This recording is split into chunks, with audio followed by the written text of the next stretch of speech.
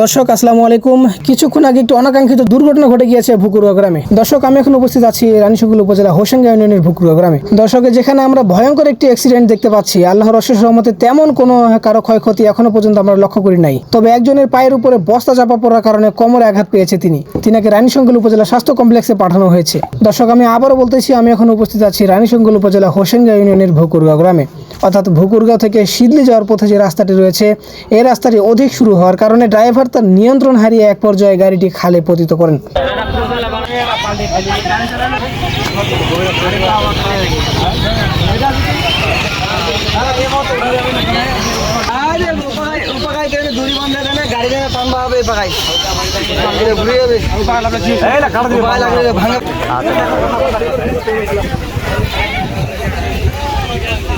যাবে ওই ড্রাইভারটা খেলাবো, ড্রাইভারটা